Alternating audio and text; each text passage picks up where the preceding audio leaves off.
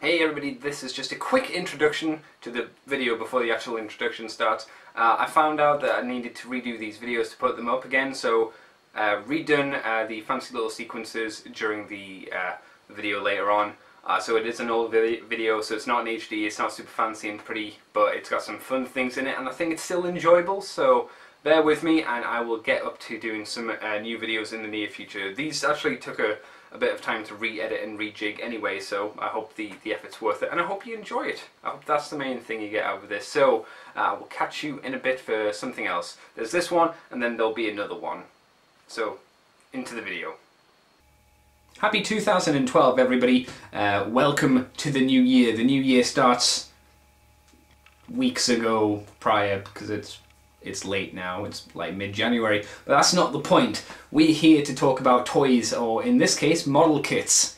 So let's get straight into it with... It's a Gundam!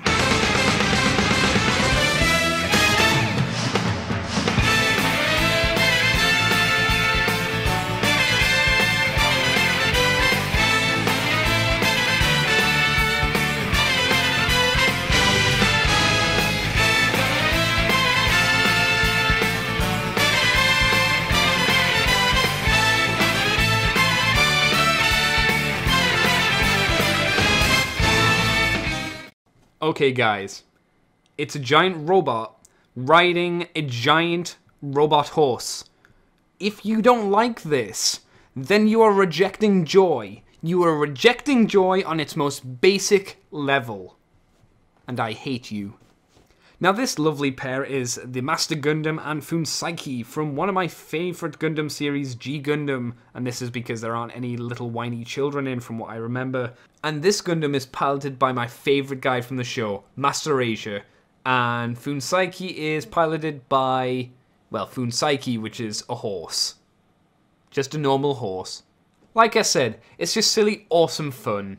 In general, I find these figures to look really good, very accurate to the animation models from the original show. The only letdown is the fact that the yellow parts on Fuunsaiki haven't been coloured, so you need to do that yourself, which is a bit of a letdown, but when it comes to model kits, you gotta expect these kind of things. Otherwise, I have no issue with these guys, they look great. Okay, looking at the articulation now, and first off we should mention he does have this little wiry thing here for grasping for his head, and his head moves only backwards and forwards, not left and right. He only nods. His legs are on a big ball joint here, so they can twiddle around and go in and out slightly, move up and down all the way you'd want them to. This part of the leg, I don't know, moves around like that because it's on a ball joint as well, goes backwards and forwards, and then you've got a hinge joint here which allows you to push the leg up there and all the way back there. The hoof is fixed, it doesn't move at all I'm afraid, same for the other leg. And of course this leg can do the same, so you can have him neigh. This back leg isn't on a ball joint, it's on this weird square joint, so you can have it like that, like I did, or put it like that. So the range of motion is incredible for those back legs, folks. Strangely enough, he does have a joint here, very small and very stiff actually, and another joint here, which really don't help, they just seem to be there. The tail does move, just a little bit though. And if you take off this seat part, you'll find the peg here, which you can flip up, and you plug this part into the hole of Master Asia, or whoever you want on the horse, and there you go, he's sat on the horse happily. So he doesn't really have a great deal of articulation, unfortunately, but we'll take him away now, and bring in the Master Gundam. And let's just readjust the camera here so we've got a better shot. And zoom in slightly. So having a look at his articulation now, he's got big ball joints in his shoulders, which also move forward like that. So they move forward a hell of an amount as we just push them back. The arms are on a double joint and they also move out and in and out. That far outwards though, so a fair distance. It's not bad. Like I mentioned, it's on a double hinge for his elbow, so he can hella touch his own shoulder, which is good. His arm's on a ball joint and it wiggles okay, and it does all that stuff. And now you need to be careful of this waist joint, because initially it looks like he has a ball joint, but it doesn't work. So when I tried to do that, it snapped off. He can only really turn left and right, so you must be very careful. Even though it looks like a ball joint, it doesn't work. Moving up the skirts and the side skirts, they go that far, and this allows the legs to go all the way forward, 90 degrees-ish, and a little bit back. Not a huge amount, only that far. They also have a thigh swivel, which is neat, and they hella bend back. That is crazy how much those double joints are awesome. The bottom foot here is on a great joint as well. It's on a ball joint on a hinge like some of the other ones, so it goes forwards and back. It also does this wobble motion, which you can do. The spike here goes forwards and back for some reason, and the foot guard goes forwards and back as well. You can get the foot all the way around, but you need to watch out just for that foot guard part. So let's put him back down. Oh, what else to talk about? Oh, his head. Yeah, his head does the whole motion thing, but is hindered by these ears and the wings. They get caught a little bit every now and again, so you need to just be careful and reposition them to get his head to turn more. And his head goes forward and back like a little chicken head, but it doesn't really go up too far. The wings, we'll pull them down here because it'll be easy to show you, are on 2 joints, well 3 joints I suppose. They can fold in and that far out, and you can flip them hella up, and then on this other joint kind of pull them inwards like so, which is my preferred way of having it. Unfortunately, it does mean he gets a little top heavy because of these wings, so you need to kind of edge him forward, otherwise he will continuously fall backwards on you, which is kind of irritating. Okay, enough of the articulation. It's time to move on to his accessories, and okay, technically I see Fuunsaiki as one of the accessories. I say that based on the articulation. As you saw, there wasn't a lot of it, so that's why I class him more as a nice display stand than anything else.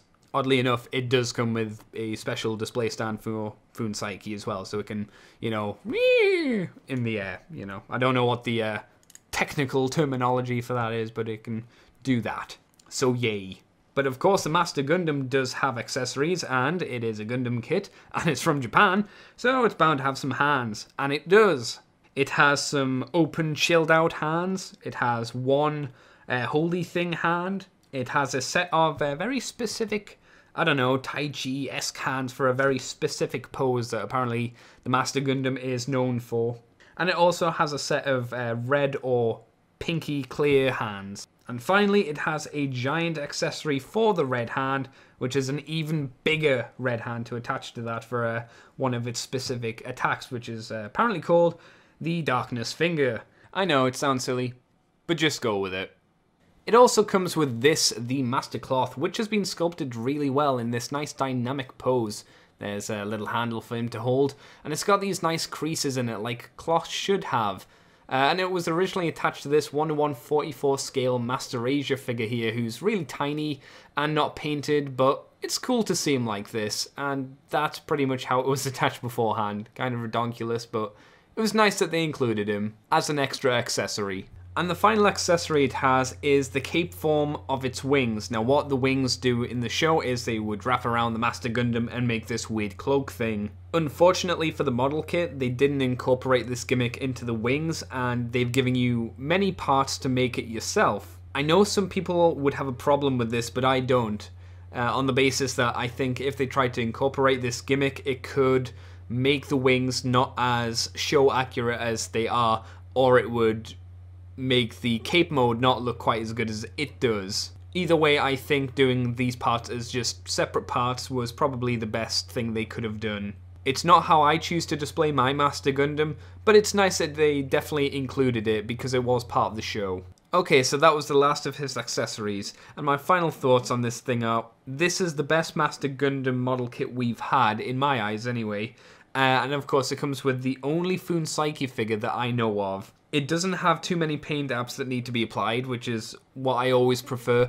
It's got a great range of motion, it's got a lot of cool accessories, it's just a lot of fun. Oh, it also helps that every now and again on HLJ this thing comes up on a sale, so if you are interested in getting it, probably get it from there and you'll get it for much cheaper than what I paid for it, so something to keep in mind. So thank you guys for watching this video, I hope you enjoyed it, and you always must remember the teachings of Master Asia. Master! Answer me, Dumor. The school of the undefeated of the East. The winds of the king! Zenshin! Kiritsu! Tentakioran! Look, the East is burning red!